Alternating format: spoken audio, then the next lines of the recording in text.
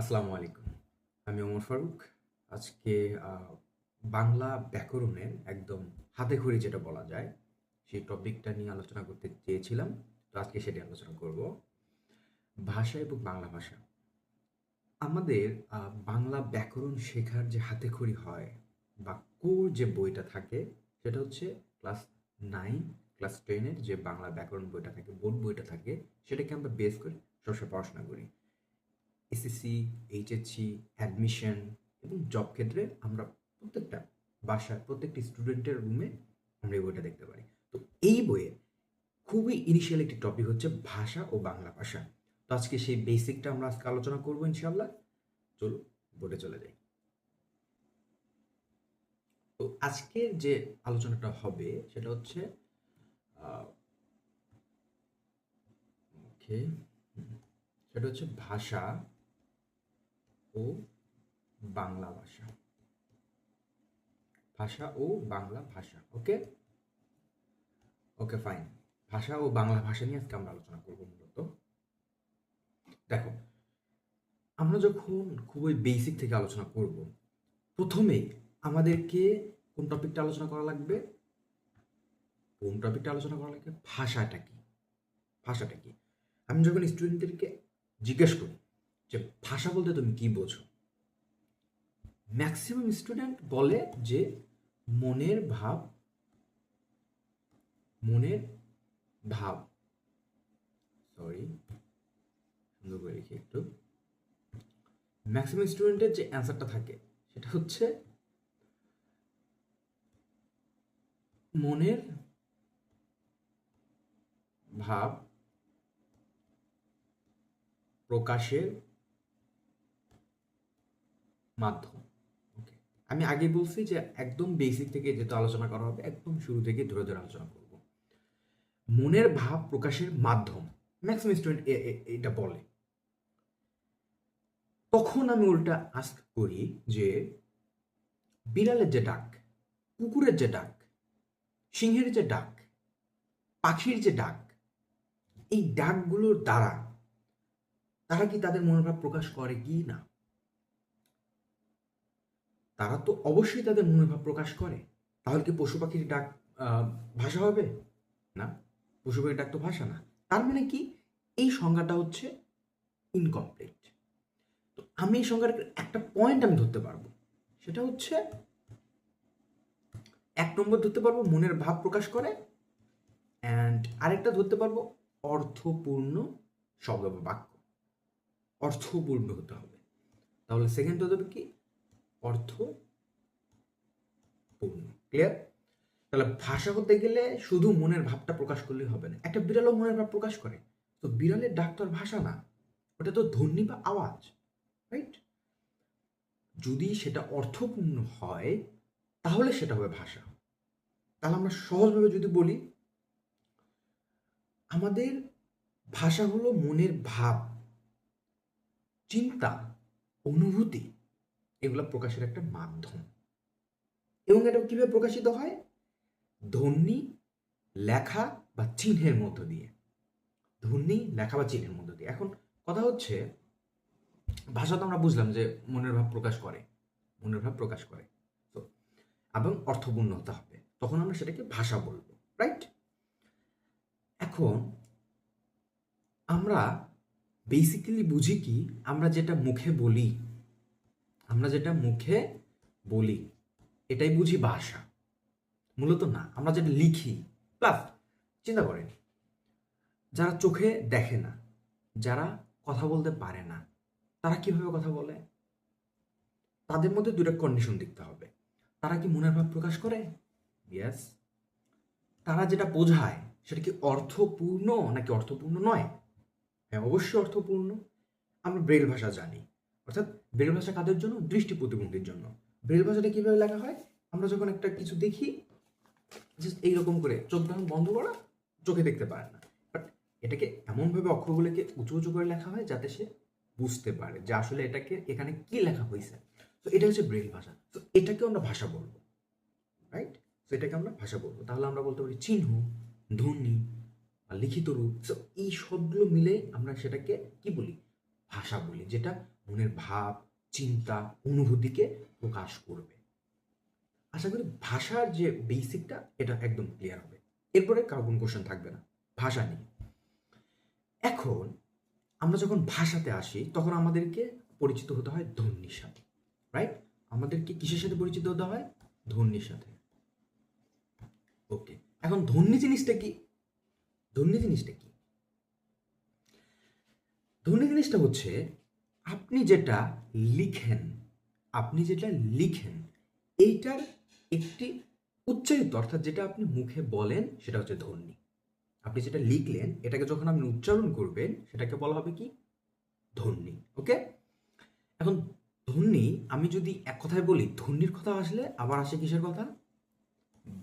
ধ্বনির কথা আসলে কিসের কথা আসে? বর্ণের কথা। ওকে, এখন ধ্বনি এবং বর্ণের মধ্যে পার্থক্যটা কি? এক কথায় যদি বলি, বর্ণের লিখিত রূপ আছে, ধ্বনির লিখিত রূপ নেই। বর্ণের লিখিত রূপ আছে, ধ্বনির লিখিত রূপ নেই। আমরা ধ্বনি শুধু মুখে বলতে পারি, আর বর্ণ কি? লিখতে হয়, তখন সেটা বর্ণ হয়। যেমন আমি এখানে লিখলাম স্বর অ, এই স্বর অ যে লিখলাম, এই লেখাটাকে বলবো আমি বর্ণ, এবং স্বর অ যখন আমি উচ্চারণ করব সেটাকে আমি বলবো, সেটাকে আমি কি বলবো? ধ্বনি। ক্লিয়ার? আশা করি ধ্বনিটা বুঝতে পারছেন। এখন আমি যখন ক্লাস 9-10 পড়বো তখন অনেক বেসিক ইনফরমেশন আছে যেগুলো অনেক জায়গায় আসে, অ্যাডমিশন থেকে শুরু করে চাকরি পরীক্ষা সব জায়গায় আসে। ক্লাস 9-10 এমসিকিউ তো অবশ্যই আসে। তো আমি যদি সেই দিকে যাই, ওকে,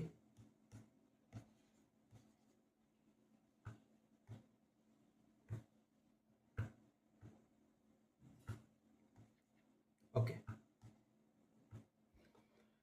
প্রথমেই আমি যেটা বলবো সেটা হচ্ছে মানুষের, আমরা যে ধ্বনিটা উচ্চারণ করি, আমরা যে ধ্বনিটা উচ্চারণ করি সেটা কিসের মধ্যে দিয়ে করি? কিসের মধ্যে দিয়ে করি? বাকযন্ত্র। যা সিরিয়াসলি বলতেছেন, নোট করে নেয়। সেটা হচ্ছে মানুষ ধ্বনি তৈরি করে বা সৃষ্টি করে, ধ্বনি তৈরি করে, ধ্বনি তৈরি, মানুষ ধ্বনি তৈরি করে কিভাবে? মানুষ যে ধ্বনি, এই যে আমি কথা বলতেছি, আমি যে কথা বলতেছি এটা তো ধ্বনি, এটাকে আমি কিভাবে তৈরি করলাম? বাকযন্ত্রের মাধ্যমে। বাকযন্ত্র, এখন অনেকে কোশ্চেন করবে বাকযন্ত্রটা আবার কি? বাকযন্ত্রটা আবার কি? তো বাকযন্ত্র হচ্ছে, একদম সোজা ভাষায় বলি, এটা কি? গলনালী। এটা কি বলে? গলনালী। এটা কি বলে? গলনালী। তাহলে আমি এটা লিখি, বাকযন্ত্র কি আছে? এটা গলনালী। ওকে, এরপর আসে কি? মুখ বিবর, অর্থাৎ মুখের ভেতরে যে ফাঁকা অংশটা আছে সেটাকে বলা হয় কি? মুখ বিবর। মুখ, ওকে, ফাইন। এরপরে কি আছে দেখো? কণ্ঠ। এই যে কণ্ঠ, এই কণ্ঠটা যেটাতে আমরা কথা বলতেছি, অর্থাৎ মানুষ ধ্বনি যে তৈরি করে এগুলো তো ইউজ করে, এগুলো তো এক কথায় আমি বাকযন্ত্র বলি। এখন যারা বাকযন্ত্র বোঝে না তাদের জন্য আমি বলতেছি গলনালী, মুখ বিবর, কণ্ঠ। কণ্ঠ, ওকে, কণ্ঠ। এরপরে কি আসে? তালু। এরপরে কি আসে? তালু। হাতে তালু না, এই যে তালু আছে জিহ্বার নিচে, সেটা হচ্ছে তালু। এরপর আসে জিভ। জিভকে আমরা জিহ্বা বলি, হ্যাঁ, ওইটা। এবং এরপর আসে দাঁত। ওকে, এরপর আসে নাক, নাসিক্য যে বর্ণগুলো উচ্চারণ করা হয় নাক দিয়ে। তো এগুলাকে আমরা বেসিক্যালি বলতে পারি বাকযন্ত্র। ক্লিয়ার? আচ্ছা, এটা বুঝলাম। এখান থেকে এমসিকিউ আসতে পারে। এরপরে আমরা যদি দেখি, ওকে, এরপরে যদি আমরা দেখি শব্দ তৈরি হয়, দেখো শব্দ তৈরি হয় কিভাবে? শব্দ, শব্দ, শব্দ তৈরি হয় কিভাবে? একাধিক, একাধিক, আশা করি এখান থেকে ডিরেক্ট এমসিকিউ কমন পাবে। একাধিক ধ্বনি থেকে, একাধিক ধ্বনি থেকে শব্দ তৈরি হয়, একাধিক ধ্বনি থেকে। তাহলে আমি যদি বলি বাক্য তৈরি হয় কিভাবে? বাক্য তৈরি হয় শব্দগুচ্ছ থেকে, অর্থাৎ ধ্বনি থেকে শব্দ, শব্দ থেকে বাক্য। তাহলে বাক্য কিভাবে তৈরি হবে? শব্দ গুচ্ছ, শব্দগুচ্ছ থেকে। ওকে, এখন আমরা যে কথাটা বলবো সেটা আমি একটু লিখে দিই। যে আমি একটু আগে বললাম যে মানুষ, আমরা যেটা কথা বলি সেটা হচ্ছে ভাষা। কেন ভাষা? আমরা কখন ভাষা হবে? যখন সেটা মনের ভাব প্রকাশ করবে, দ্বিতীয়টা অর্থপূর্ণ হবে। ওকে, এখন তাহলে পশু পাখি, এটা অনেক জায়গায় আসছে। পশু পাখির, হ্যাঁ, ডাক, পশু পাখির ডাক ভাষা নয়। এটা অনেকেই বোঝে না, অনেক স্টুডেন্ট আমি দেখছি এটা এটা বোঝে না, ভাষা নয়। ওদেরকে প্রথমেই বেসিক কোশ্চেনগুলো এটা ভুল করে। পশু পাখির ডাক ভাষা নয়, কি? আওয়াজ। আওয়াজ, এই আওয়াজকে আমরা ধ্বনি বলতে পারি। এটা কি? আওয়াজ। ওকে, এখন আমি একটু আগেই বললাম, কি বললাম একটু আগে কি বললাম আমি? দৃষ্টি প্রতিবন্ধী, দৃষ্টি প্রতিবন্ধীদের ভাষা, দৃষ্টি প্রতিবন্ধীদের ভাষাকে কি ভাষা বলা হয়? আমি একটু আগে বললাম ব্রেইল ভাষা। একটু কি বললাম? ব্রেইল ভাষা। ওকে, এগুলো এমসিকিউ আসে। দৃষ্টি প্রতিবন্ধীদের ভাষা কি বলা হবে? ব্রেইল ভাষা। এরপরে আমরা যদি দেখি, ওকে, যারা কথা বলতে পারে না, তাদের ভাষা কি? বাক প্রতিবন্ধী, ওকে, বাক প্রতিবন্ধীদের ভাষা, বাক প্রতিবন্ধীদের ভাষা কি? ইশারা ভাষা। ইশারা ভাষা তোমরা বোঝো? ইশারা ভাষা বোঝো? ইশারা ভাষা বোঝো? আচ্ছা, আমি বলতেছি ইশারা ভাষা। আমি বলি, একটা এক্সাম্পল দিই। মা আমাকে ভাত দাও। মা আমাকে ভাত, এটা হচ্ছে ইশারা ভাষা। তুমি মুখে বলতে পারো না, বাট ইশারা করে তুমি মনের ভাবটা প্রকাশ করতেছো, প্লাস এটা অর্থপূর্ণ। সে কারণে ইশারাও একটা ভাষা। ওকে, ঠিক আছে। এখন আমি একটা কঠিন টপিক পড়াবো। কঠিন বলতে বাংলা ব্যাকরণ যখন আমি পড়বো, প্রথমেই এই টপিকটা পড়ানো উচিত। এখান থেকে হাজার হাজার কোশ্চেন আসছে, সেটা হচ্ছে উপাদান এবং উপকরণের যে ঝামেলা আছে। উপাদান এবং উপকরণ। এখন আমরা কি আগার গায়ের কেকের উপাদান উপকরণ দেখবো? উপাদান এবং উপকরণ, ঠিক আছে। ওকে, ফাইন। তাহলে ভাই দেখান উপাদান এবং উপকরণের বিষয়টা কি। এখান থেকে আমি আগে বলে নিচ্ছি, এটা অনেক ইম্পর্টেন্ট। এখান থেকে অনেক এমসিকিউ আসে, অ্যাডমিশন থেকে শুরু করে চাকরি এবং এসএসসি এইচএসসি লেভেলের সব জায়গায় এখান থেকে কোশ্চেন হয়। তো উপাদান এবং উপকরণের কাহিনীটা কি একটু বলেন শুনি। আমি সাইডে একটু নোট করে দিই, আপনারা যারা দেখতেছেন সিরিয়াসলি তারা একটু লিখে নেবেন। সেটা হচ্ছে উপাদান। উপাদান হচ্ছে ক্ষুদ্রতম একক। উপাদান হচ্ছে ক্ষুদ্রতম একক। ওকে, উপকরণ হচ্ছে বৃহত্তম একক। উপকরণ কি? বৃহত্তম একক। ঠিক আছে, আশা করি এই বিষয়টা ক্লিয়ার হয়েছে যে উপাদান এবং উপকরণটা উপাদান এবং উপকরণ যে বিষয়টা আছে, এইটুকু অন্তত বুঝলেই হবে যে উপাদান বলতে আমরা বুঝি ক্ষুদ্রতম। এতদিন আমরা বুঝছি, যেমন ধরুন আমি ডিম ভাজবো, এখন ডিম ভাজার ক্ষেত্রে কি কি উপাদান লাগে? এখন আমরা উপাদান বলি না, আমরা কি বলি? উপকরণ। রান্না করার ক্ষেত্রে কি উপকরণ লাগে? উপকরণ। কি লাগে? ধরুন ডিম ভাজতে মরিচ, পেঁয়াজ, লবণ, তেল, এগুলোকে আমরা নর্মালি কিন্তু উপকরণ বলি। বাট আজকে থেকে বলতে হবে কি এগুলা উপাদান। কেন? উপাদান হচ্ছে ক্ষুদ্রতম একক। ওকে, এখন আমি লিখে দেব। ওকে, ফাইন।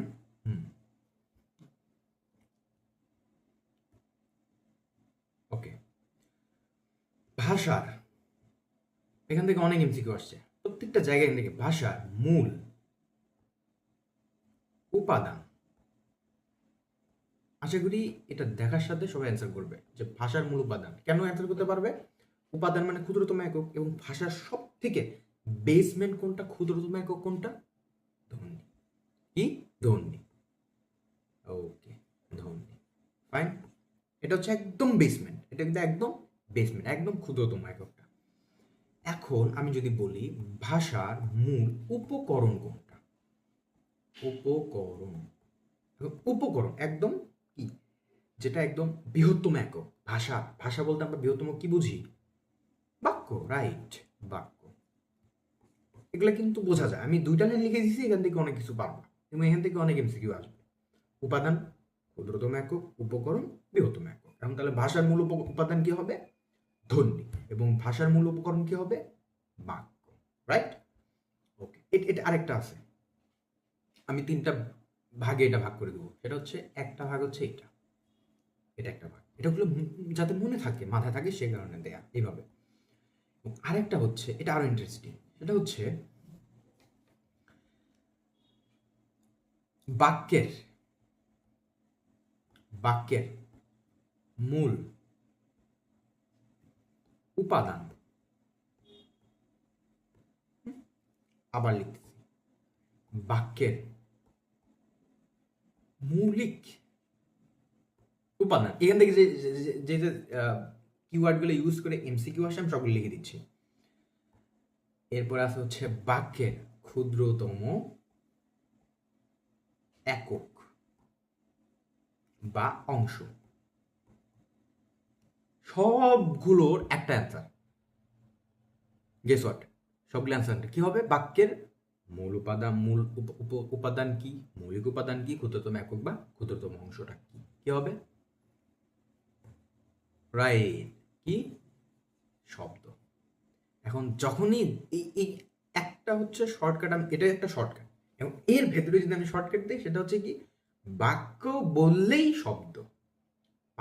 এর ভেতরে কোশ্চেন আসবে না, বাক্য বললেই শব্দ, বাক্য বললেই শব্দ।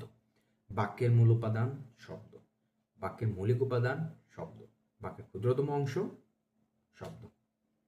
এখন আপনারা তোমরা লিখে নাও যে আমি এটা তো লিখবো না, এইটাই এর নিচে হবে, অর্থাৎ আমি তিনটা স্লট করতে চাইছি, জাস্ট এইটুকু মুছাই দিলাম। এখন আমি এখানে লিখলাম শব্দ। ওকে, শব্দের মূল উপাদান, শব্দের মূল উপাদান। এখন বলছি বাক্যের মূল উপাদান হচ্ছে শব্দ, এখন শব্দের মূল উপাদান কি হবে? আবার শব্দের মৌলিক উপাদান কোনটি? আবার শব্দের ক্ষুদ্রতম একক কোনটি? কোনটি? ধ্বনি। আমি আগে বলছিলাম শব্দের নিচে আছে ধ্বনি, ধ্বনি শব্দ, তারপরে কি ধ্বনি থেকে তো ধ্বনি লিখিত রূপ হচ্ছে বর্ণ, এখন এরপর আসে শব্দ, এরপর আসে কি বাক্য, রাইট?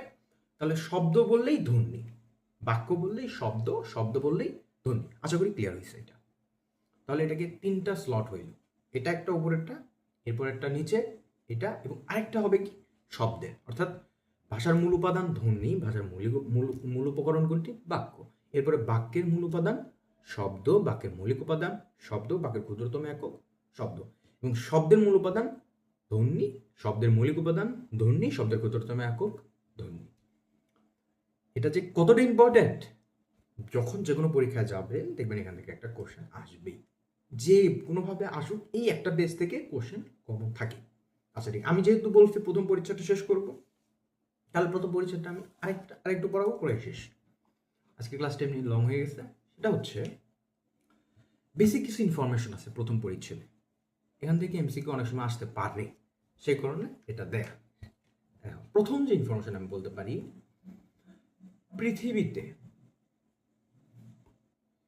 পৃথিবীতে মোট ভাষা কতটি? আমাদের যে এখন যে নতুন এডিশনের বাংলা সেকেন্ড পেপার বইটা আছে ক্লাস 9-10-এর, যেটাকে আমরা চাকরিতেও কাজে লাগাই, ওই বইটার এখন যে সংস্করণটা, এখানটায় আসলে অনেক ধরনের ভেজাল আছে, সত্যি কথা বলতে। যদিও সমালোচনা করার প্রতি আমার যোগ্যতা নাই, বাট অনেক ধরনের সমস্যা আছে।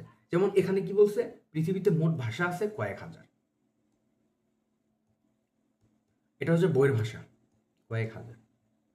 এটা হচ্ছে আমার মতে ফাঁকিবাজি স্টুডেন্টের একটা ল্যাঙ্গুয়েজ।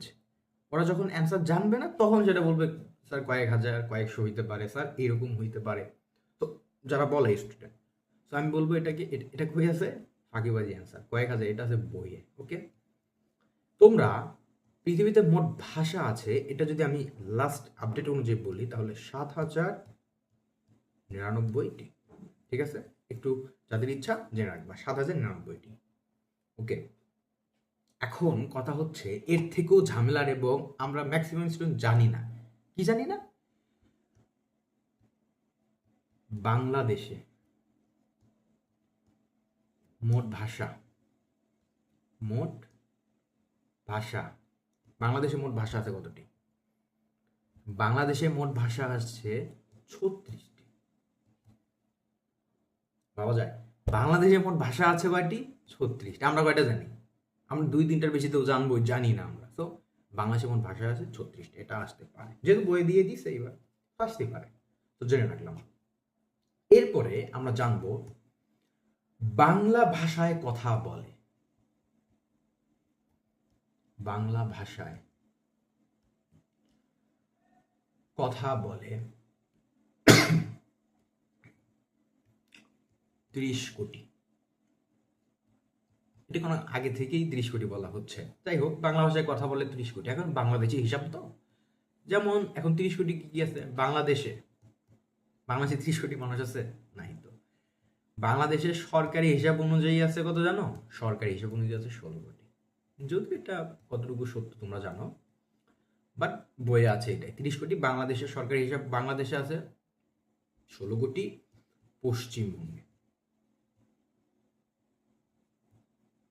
পশ্চিমবঙ্গে আছে কত?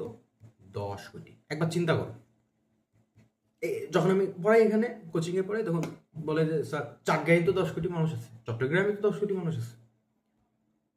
ট্রু। একটা পশ্চিমবঙ্গে যদি 10 কোটি মানুষ থাকে, বাংলাদেশ এত বড় একটা দেশ, সেখানে আছে 16 কোটি মানুষ। যাই হোক, এখন আরো তো আছে মানুষ, যেহেতু আছে। এটা ছিল ত্রিপুরা, আসাম, বিহার, ঝাড়খণ্ড,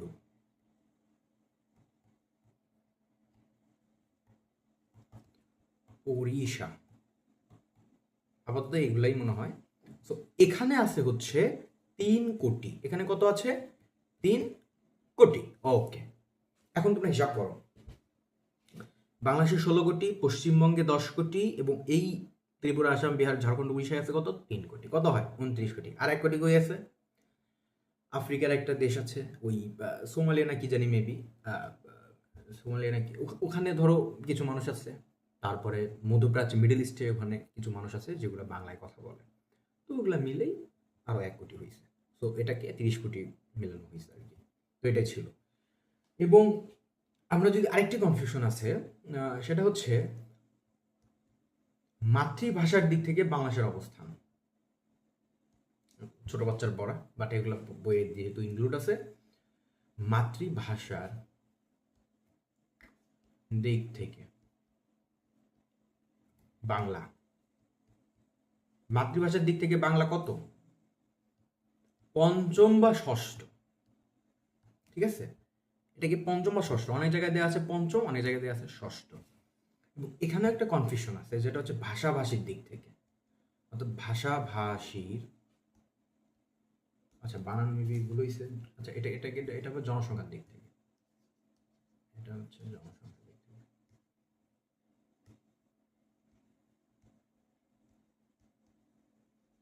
জনসংখ্যার দিক থেকে বাংলা 6ষ্ঠ। জনসংখ্যার দিক থেকে বাংলা কি? 6ষ্ঠ। ওকে, ওকে।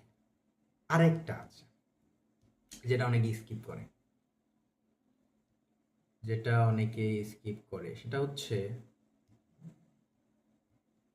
দাপ্তরিক ভাষা। দাপ্তরিক দিক থেকে বাংলা কততম? বাংলা একটু নিচে, 10ম। এখন দাপ্তরিক ভাষা অনেকে বোঝে না, স্যার দাপ্তরিকটা কি? দাপ্তরিক হচ্ছে আন্তর্জাতিক, জাতীয় বিভিন্ন প্রতিষ্ঠানের মধ্যে যে ভাষাটা ব্যবহার করা হয়, বেশি ব্যবহার করা হয় কি? ইংরেজি, ম্যান্ডারিন, ফ্রান্সের যে রুশ ভাষা, এইগুলো বেশি ইউজ করা হয়। এবং বাংলা সেদিক থেকে আছে 10ম অবস্থানে। একটা আনফর্চুনেট ব্যাপার হচ্ছে বাংলার জন্য সংগ্রাম করা হয়েছে 1947 থেকে 52 পর্যন্ত, কিন্তু বাংলাকে দাপ্তরিক ভাষা হিসাবে সংবিধানের স্বীকৃতি দেওয়া হয়েছে অথবা আইন করা হয়েছে কত সালে জানো? 1987 সালে, যেটা একটা খুবই আনফর্চুনেট ব্যাপার। ওকে, যাই হোক, এবং যদি অনেক অফিস আদালতে দেখবা যে তোমাদের ইংরেজি ভাষা ব্যবহার করা হয়। এখন আদালতের একটা অ্যাপ্লিকেশনে ইংরেজিতে করা হয়, একটা চার্জশিট ইংরেজিতে করা হয়, একটা রায় হবে ইংরেজিতে করা হয়, রাইট? তো এগুলো একটা আনফর্চুনেট ব্যাপার থাকে, তো সেদিকে না যায়। তাহলে আমরা কি বুঝলাম? এটুকু থাকলো।